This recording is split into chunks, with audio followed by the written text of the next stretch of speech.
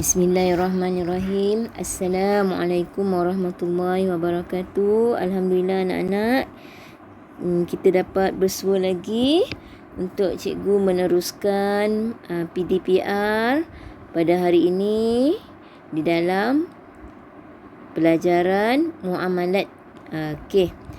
Sebelum cikgu sambung pelajaran, marilah kita sama-sama membaca doa. Semoga ilmu yang kita dapat pada hari ini diberkati oleh Allah Ta'ala. A'udzubillahi minasyaitonirrajim. Bismillahirrahmanirrahim. Alhamdulillahirrabbilalamin. Wassalatu wassalamu ala sayyidina Muhammad ashrafil mursalin wa ala alihi wa sahbihi ajma'in.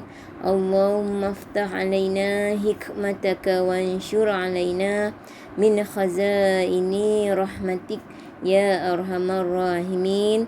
Rabbana asrah lana sudurana wa yassir lana umurana wa ala alihi wa sahbihi ajma'in. Amma ba'. Okay, anak-anak, cikgu teruskan pelajaran kita pada hari ini. Baiklah, pada minggu yang lepas cikgu ada menerangkan di dalam pelajaran muamalat bab yang keempat, iaitu tajuknya ialah al-luqatah. Okey, hari ini cikgu akan teruskan sambungannya, iaitu pada muka surat 23. Okey, al-luqatah. Okey, cikgu ingatkan apa itu al-luqatah? Iaitu menjumpai barang yang tercicir, yang tidak diketahui siapakah pemiliknya. Okay, cikgu dah terangkan pada hari itu bahawa kategori barang al-luqatah ni terdapat dua, kan? Terdapat dua jenis. Yang pertama, barang al-luqatah daripada jenis haiwan. Cikgu dah terangkan pada minggu lepas. Jadi pada hari ini cikgu akan terangkan jenis yang kedua, iaitu barang luqatah bukan jenis daripada haiwan. Okey, cikgu teruskan slide-nya. Okey, kita lihat di sini. Apakah barang bukan jenis haiwan? Okey, sebelum itu cikgu terangkan hukum. Hukumnya adalah harus memungut wang, pakaian dan makanan. Jadi di sini barang bukan jenis haiwan, iaitu selain daripada haiwan ialah pakaian, wang, makanan, duit ke, jumpa kasut ke, hukumnya harus kita memungut luqatah tersebut. Okey. Jika barang itu jenis mudah rosak seperti makanan, boleh dipilih. Boleh dipilih dengan dua cara lah. Iaitu boleh dijual. Boleh dijual dengan izin hakim. Lagi satu, yang kedua, wang hasil jualan disimpan dan diiklankan jika ada yang menuntutnya. Jika barang itu jenis mudah rosak seperti makanan, hendaklah dipilih sama ada dijual, jual makanan itu dengan izin hakim, dan simpan nilainya tu, wang hasil yang dijual tu tadi. Kemudian iklankan apabila ada yang menuntut barang tersebut. Okey, yang kedua, kalau tak ada yang tuntut, boleh dimiliki ketika itu juga. Lalulah dimakan. Itu yang kedua, boleh dimakan. Okey, jika sekiranya barang itu jenis makanan yang boleh tahan lama, boleh disimpan dengan lama, dengan sebab diusahakan, contohnya seperti ikan ataupun daging yang boleh dikeringkan, jika tahan lama boleh diusahakan ataupun upah orang lain, dan dijual dengan izin hakim. Izin hakim, ingat, kalau kita jumpa barang jenis tahan lama, kita boleh jual. Tapi dengan syarat kita kena minta izin. Maksudnya izin hakim tu kita kena jumpalah siapa pemerintah, siapa pergi ke bahagian yang berkenaan lah. Kalau kita jumpa kalau kita jumpa duit, kita kena pergi balai polis kan. Okey. Jadi itulah dia barang bukan jenis haiwan. Harus memungut jenis-jenisnya, contohnya seperti wang, pakaian, makanan, kasut ke macam-macam lah. Okey. Okey. Itu dia keterangan yang cikgu telah terangkan pada bahagian barang bukan jenis haiwan. Okey, cikgu harap faham. Okey, kita tengok slide yang seterusnya. Okey, apakah tujuan memungut al-luqatah ini? Okey. Tujuan yang pertama, jika dipungut luqatah ini dengan tujuan untuk menjaganya selama-lama, jadilah luqatah itu barang amanah. Kena jadi barang amanah. Qadi wajib menerimanya jika diserahkan kepadanya. Tidak wajib diiklankan. Okey, seterusnya, apa tujuan yang seterusnya? Yang kedua. Okey, jika dipungut, jika tujuan yang dipungut itu bertujuan khianat, maka jadilah dia dhamin, iaitu penjamin, tidak harus dimiliki. Sebab barang itu untuk dijadikan khianat. Untuk contohnya untuk menipu orang ke, untuk buat seludup ke, tu tidak dibenarkan oleh Islam. Okey, seterusnya, jika dipungut tanpa tujuan untuk diiklankan dan kemudian dimiliki sekiranya tiada yang menuntutnya, jadilah barang itu barang amanah dalam masa pengiklanan. Jika tanpa tujuan, maka jadilah barang itu barang amanah dan boleh dimiliki dengan syarat. Apa syaratnya? Kena iklankan. Okey. Jika dipungut tanpa tujuan, jadilah barang itu amanah ke atasnya dan harus dimiliki dengan syarat-syarat yang tertentu. Itu tujuan memungut al-luqatah, barang yang tercecer itu tadi. Okey, cikgu teruskan slide seterusnya. Okey, apakah tindakan setelah kita memungut luqatah itu tadi? Okey, tindakan yang pertama yang perlu kita buat, hendaklah kita kenal pasti jenis, sifatnya, kadarnya, bilangannya dan sebagainya yang diperlukan untuk dikenali. Kenal pasti apa barangnya, apa jenisnya, apa sifat-sifatnya tu, kan, keras ke, berat ke, rasa-rasa berapa harga, kan.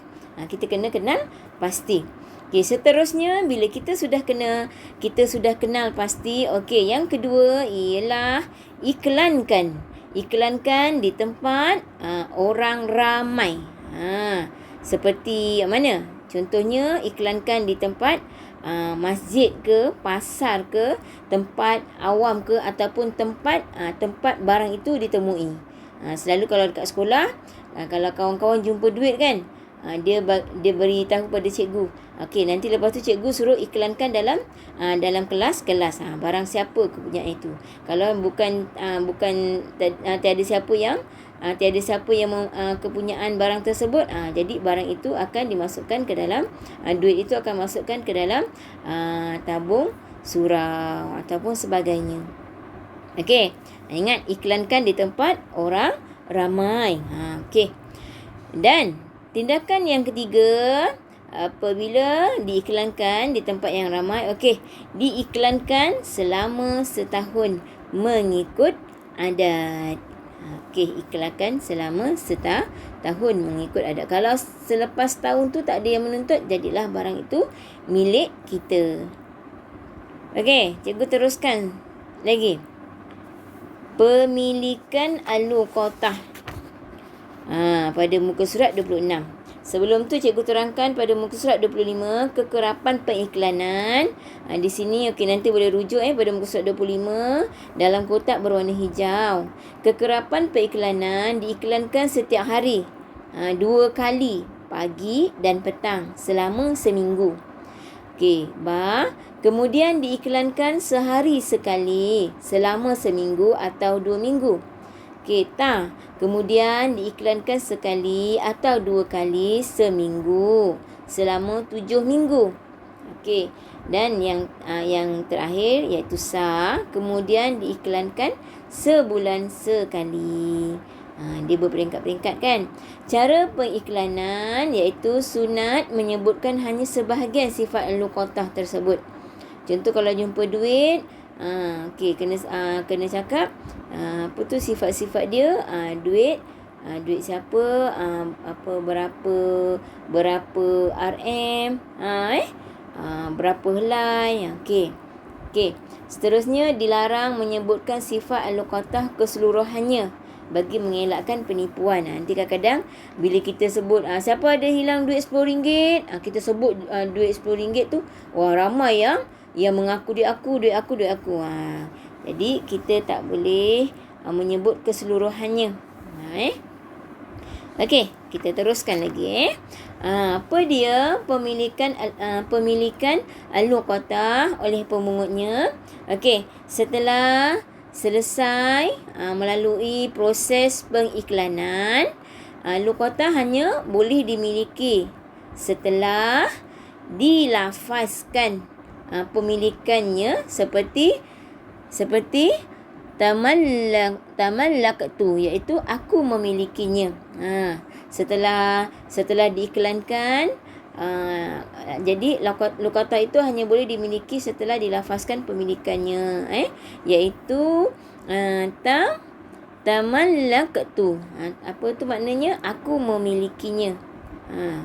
Sekiranya dituntut kembali oleh pemilik asalnya. Sekiranya dituntut. Okey, yang pertama adalah wajib memulangkan semula barang tersebut berserta tambahan atau lebihannya seperti kambing yang telah beranak contohnya. Wajib pulanglah kalau masa tu jumpa kambing betina. Dah iklankan, tak ada orang yang menuntut. Tiba-tiba orang tu datang menuntut pula. Wajib kita pulangkan walaupun kambing itu telah beranak. Yang kedua, wajib membayar imbuhan di atas kekurangan setelah dimiliki. Kalau ada kekurangan, contoh barang yang kita jumpa ketika itu ada kerosakan, jadi kita kena bayar imbuhan. Okey, yang ketiga, sekiranya dituntut iaitu wajib diganti jika luqatah itu telah binasa atau kita bayar dengan nilainya. Berapa harga barang yang telah binasa itu, kita serahkan dengan duit kepada pemilik asalnya. Okey, itu dia. Okey, cikgu teruskan slide seterusnya. Okey, jika dakwaan sebagai pemilikan asal al-luqatah, iaitu ada dakwaan pemilikan. Yang pertama, harus kita serahkan luqatah jika dijelaskan sifat-sifatnya. Contoh pemilik tu dia kata barang ini barang aku. Barang aku tu dia ceritalah sifat-sifatnya. Contoh kambing jantan, warna coklat, bulunya lebat. Jadi kalau betul apa ciri-ciri yang disebutkan, maka haruslah kita menyerahkan luqatah itu. Okey, yang kedua, tidak boleh menyerahkan luqatah jika tidak dijelaskan sifat-sifatnya tanpa mengemukakan saksi. Kalau pendakwaan itu pemilik asalnya, contoh dia mendakwa barang itu barang dia, lepas tu dia salah sebut sifat-sifatnya, jadi tidak boleh kita tidak boleh menyerahkan luqatah sebab tidak cukup syarat-syaratnya, tidak cukup, tidak jelas sifat-sifatnya. Okey, seterusnya, jika ada orang lain mendakwa sebagai pemilik sebenar luqatah tersebut dengan membawa saksi, jika dia membawa saksi, hendaklah serahkan luqatah tersebut kepada pendakwa pertama. Pendakwa pertama hendaklah dipindahkan pemilikan itu kepada pendakwa kedua. Jika membawa saksi, hendaklah serah pada pendakwa kedua. Maksudnya, jika ada orang lain mendakwa sebagai pemilik sebenar luqatah dengan membawa saksi, setelah diserahkan luqatah kepada pendakwa pertama, hendaklah dipindahkan pemilikan itu kepada pendakwa kedua. Itu dakwaan, kalau berlaku dakwaan pemilikan. Okey, di sini cikgu akan teruskan lagi. Jika kita menjumpai barang luqatah di tanah haram, apakah hukumnya? Okey, yang pertama, sebelum itu cikgu terangkan tanah haram iaitu di mana? Tanah haram ialah di Mekah, kawasan kota Mekah, kawasan yang di tempat-tempat yang telah ditentukan tanah haram. Jika kita menjumpai barang luqatah di tanah haram, iaitu tidak halal memungut luqatah di tanah haram kecuali dengan niat menjaganya. Tidak halal tu maknanya tidak boleh lah kita memungut barang di tanah haram. Contohnya, kalau kita nampak ada batu cantik ke dekat tanah haram, jangan kita ambil bawa balik ke Malaysia. Tidak boleh. Dah terang-terang dekat situ kawasan tanah haram. Okey, seterusnya, apa hukumnya kalau kita menjumpai barang luqatah di tanah haram, iaitu tidak boleh memilikinya walaupun setelah berlalu beberapa tahun. Jadi memang kita tidak boleh tu tidak boleh lah. Kita tidak layak memiliki barang tersebut. Okey, seterusnya, jika kita menjumpai barang luqatah di tanah haram, wajiblah iklan barang tersebut sepanjang tahun, sepanjang masa. Dengan cara itu, mungkin barang-barang yang kita jumpa di tanah haram itu akan dijumpai pemiliknya. Okey. Jadi tajuk kita al-luqatah habis dalam setelah cikgu menerangkan. Jadi cikgu akan baca pada muka surat 28. Cikgu tak ada tulis slide dia. Okey, cikgu baca je. Contoh situasi menjumpai al-luqatah pada masa kini. Jika menjumpai barang luqatah di kompleks membeli belah atau yang seumpamanya dan dikhawatiri barang itu akan hilang, maka menyerahkanlah kepada pihak pengurusan adalah tindakan yang sangat wajar, kerana lazimnya pemilik barang akan merujuk kepada mereka mengenai barang yang tercicir. Bahkan kebanyakan kompleks awam masa kini ada menyediakan ruang lost and found, iaitu bertujuan untuk memudahkan urusan. Okey, di zaman serba yang canggih ini, orang selalu tercecir atau tertinggal alat-alat elektronik kan. Contohnya macam handphone ke, tablet ke, laptop kecil ke, tab ke, komputer riba ke di tempat-tempat awam. Kelebihan alat-alat ini biasanya ada menyimpan data pemilik seperti nombor untuk dihubungi. dan ia memudahkan urusan menjejaki pemiliknya, kan. Orang yang menemui boleh terus menghubungi pemilik barang untuk menyerahkan kembali barang tersebut. Jangan pula barang kalau kita menjumpai handphone ke, kita menjumpai tab ke, tablet ke, jangan terus kita ambil simpan untuk jadi milik kita. Tak boleh, itu dihukumkan berdosa. Jadi kita telah mempelajari Al-Luqatah ini. Jadi serba sedikit kamu fahamlah. Kalau kita jumpa barang tercicir, apa yang perlu kita buat, apa yang perlu kita ketahui. Jangan kita terus ambil. Jangan kita terus jadikan dia sebagai harta kita. Cikgu harap dalam penerangan cikgu pada hari ini, insya-Allah serba sedikit anak-anak boleh faham. InsyaAllah kerja latihan cikgu akan beri selepas ini, insyaAllah. Okay, cikgu akhiri dengan wabillahi taufiq wal hidayah. Assalamualaikum warahmatullahi wabarakatuh.